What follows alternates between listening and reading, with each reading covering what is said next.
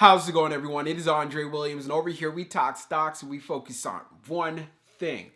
Always protect your profits. And today we're going to be talking about OCGN. And come on, you guys gotta like my timing. I told you guys in the previous video I'm going to be getting into a position today on the Monday, put in my limit order at $3.05, and I was looking for us to have some price action right above 326 because that's where I was looking for that breakout, and that's exactly what we got. But I won't waste any more time. Let's jump into the agenda. If you're new to this channel, I just want to let you know we have timestamps down below inside the description.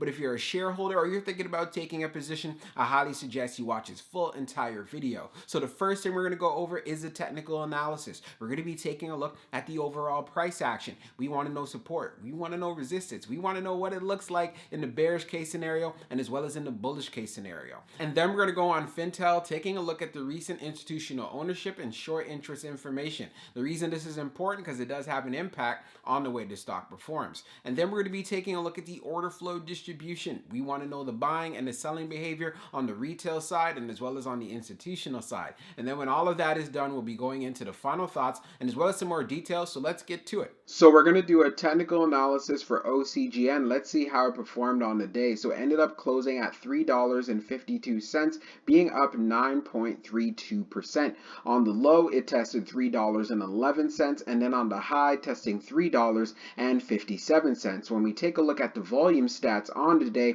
you can see we traded at 15.032 million shares, and the average volume over 10 trading days is at 18.28 million shares. So even though we did have below average volume on the day, we saw a lot of strength in the stock. Now, when we take a look at our chart, which is a daily chart, you can see from the RSI down below, it is at 47.38. And then when we take a look at our moving averages here on the chart, we are below the 200-day, the 100-day, the 50-day, and we're also below the 21-day EMA. But keep in mind, we ended up forming a higher low on the day. And like I was saying when I put up my post on Twitter, I got in at the right time. So as far as for this week, I think we should be able to get above the 21-day EMA, which is at $3.61. Remember yesterday it was around $3.62. So with that said, since we did see a high of $3.57, I think it is very doable for us to actually get to this 50-day this week right at $4. Even if it doesn't happen, I won't be mad either,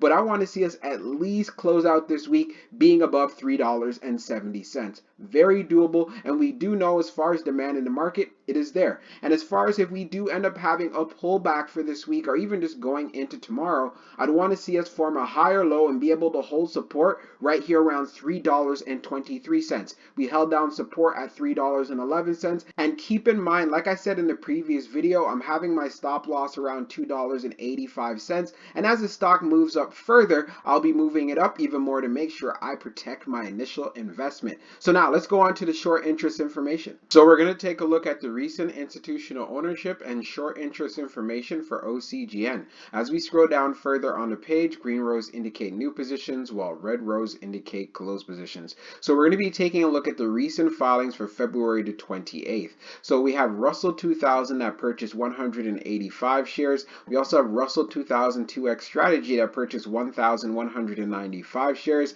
We also have RYRRX that purchased 1,039. That's also part of the Russell. We also have Ridex Variable Trust that purchased 67 shares. We also have Ridex Variable Trust that purchased 126 shares. And then as we scroll up and we take a look at what's happening with our graph here, institutions have been loading up as of late. And then when we take a look at the short interest, the off-exchange short volume ratio is at 47.66%, and then for the off-exchange short volume, it is just over 3.22 million shares. Scrolling down further on the page, the short shares availability is at 850,000, updated 2 minutes ago, and then for the short ball fee rate, it is at 40.12%.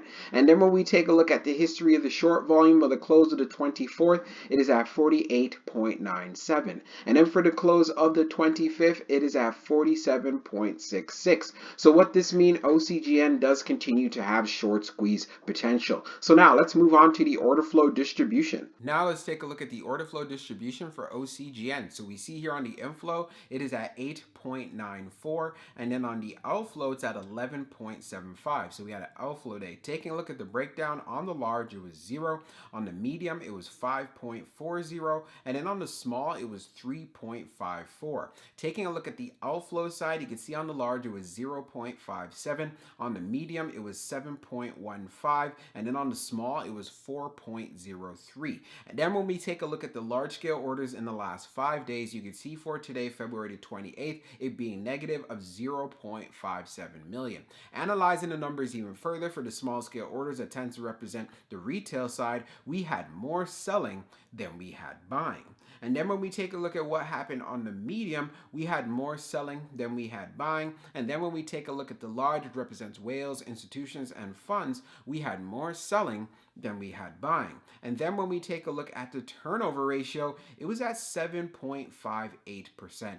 So this is up there, but one thing that is very clear, there are many who are holding onto their positions. And even though we did deal with a good amount of selling pressure, we could see the buying was definitely showing up inside of this play. Do note, when we were taking a look at those technicals, it was pretty much near the bottom. A double bottom was confirmed. We saw that, you know what, there's a good chance it can make that move further, and I was really looking forward to seeing it get to $3.62, like I said, but we got to $3.57. We can't complain. We still got the rest of the week. So let's get into the final thoughts, and we'll go over some more details as well. So for my final thoughts for OCGN, we definitely had a nice day inside of the market. Like I was saying in my previous video, we were pretty much right at the bottom, and that's part of the reasons why I went in with the entry. I put in my limit order at $3.05, and it ended up getting hit. I did tell you guys, as far as the stop loss is concerned, you want to be looking at 285 or 287. So now that we've seen some movement inside of the stock, I'm going to move up my stop loss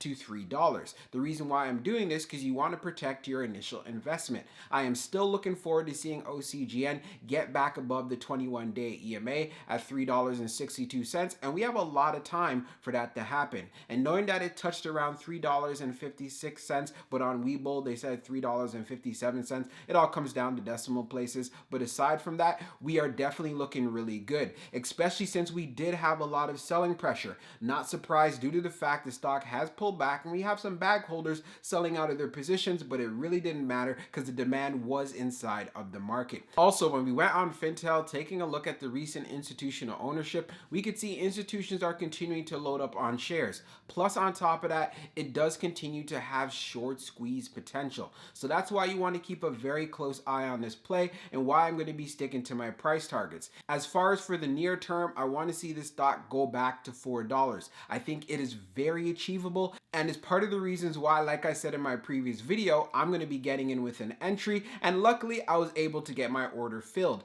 But one thing that I want you guys to know is to do your homework and do your due diligence, especially since we have earnings out of the way. We already know as far as OCGN, they have invested a large amount of money. We could see as far as for that recent filing from that earnings report, they had about $14.3 million invested in regards to covaxin component products. So just knowing that, we know they're serious about it. So now we just need to see them execute, get these trials done, and then we can see where we could go from there. But do know this is a speculative play. We're not in this play for its fundamentals. Let's be honest here. I want to make sure I'm being very clear about that, because I've been getting some messages saying, well, you know what, Dre, you know OCGN's not making any money. I'm like, of course they don't make any money. I've been talking about that a lot on this channel. But one thing that I do say, that if we end up getting that FDA approval and as well as Health Canada, this stock will pop. And that's why I want to make sure you guys are prepared for that, and you have your game plan as far as for your entry, your exit, and also using the right risk management to protect your profits or to minimize your losses. So overall, in general, let's see if OCGN can get above $3.62 going into tomorrow. I'll be giving you guys another update to keep you inside of the loop. So I hope you enjoyed this video, and we'll talk soon.